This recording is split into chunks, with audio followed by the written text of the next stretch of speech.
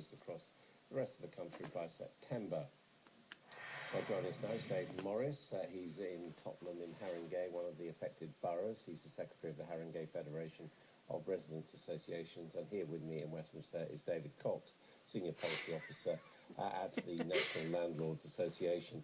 Mr. Morris, thank you for being with us. What do you believe the impact is going to be of this benefits cap?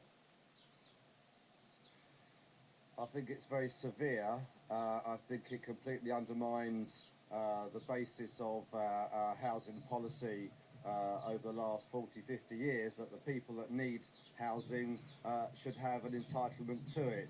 Everybody's entitled to secure, affordable, decent housing in the areas where they live, and that's something that now has to be fought for again. The government, of course, is saying that all it's doing is making people on benefits face the same sort of choices as people in working homes do about where they can afford to live. Well, as I said, everyone is entitled to a decent home, and that's why, for example, council housing was created. I'm a council tenant myself, but for the last 20 years, council housing has been run down with right to buy and lack of affordable housing being built. So the crisis, what's happening is a national housing crisis is being engineered by the people who are making the decisions at the top, and it's not acceptable. Mr. Cox, you're the private sector. You, in the sense of having to pick up the slack if there have been changes in public housing that's available. What impact do you think this is going to have? It is going to have quite a significant impact, because landlords simply can't reduce their rents, and many landlords can't. Landlords will want to work with their tenants, but when we have mortgages, maintenance costs, statutory obligations, recently we've had changes to planning legislation, to local licensing schemes.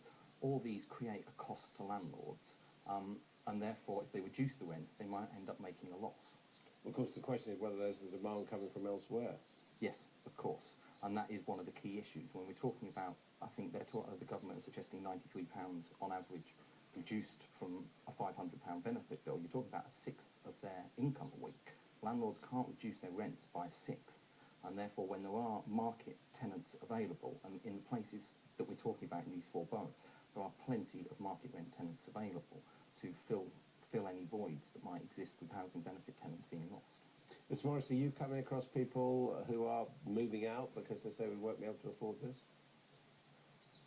Well, there's a lot of people who are extremely worried, and obviously as residents associations we're very concerned to stand up for the interests of our communities and our members, and something needs to be done. It's just not acceptable what's happening. Up to 1988 there were statutory rent controls throughout the UK, and therefore once they were scrapped, obviously rents have gone sky high nationally, and I don't think landlords should be pleading poverty. I don't see them in the food queues, in the food banks. Basically, there needs to be statutory controls, and there needs to be affordable housing for everybody that needs it. And if mortgages are too high, then mortgages should be brought down as well. Yes, I completely agree that mortgages should be brought down. Yeah, but however, I doubt you'd welcome statutory controls on rents. No, we wouldn't. And the last time we had rent control in the UK, the private rented sector dropped to its lowest recorded levels at around 7%. Social housing at the moment cannot meet the demand for some people that are eligible for it. The private rented sector over the last 15 years has stepped in quite significantly to fill that gap, which is why we have the local housing allowance and housing benefit. Landlords want longer, well-maintained tenancies. It is the most efficient form of generating rental income, and we have to remember that landlords are operating businesses. A landlord will always talk to their tenants. Some certainly will be able to reduce the rents by something, but it's a lot more efficient at generating rent than multiple short lets, and that's what landlords want. They want the longer, well-maintained tenancy. Mr. Morris, I appreciate your political argument on this subject. I'm just trying to get at whether there are already practical impacts of these changes that you are seeing involving the people that you're dealing with.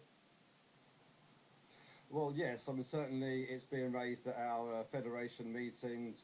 There's a housing action group in Haringey that we support, and there's a growth of these kind of groups setting up in boroughs throughout London, where people are getting together to support each other and start campaigning only last Saturday at the weekend, 1,000 people marched down Tottenham High Road calling for rent controls, affordable housing and full benefits to be restored. So, and there was a protest this morning that I was on in Stratford at the headquarters of the DWP to call on the workers to not implement these kind of horrific policies. So I think that concern is growing, and it's a damning indictment of our society if it can't ensure the very basic thing that everybody needs, which is a decent home to live in.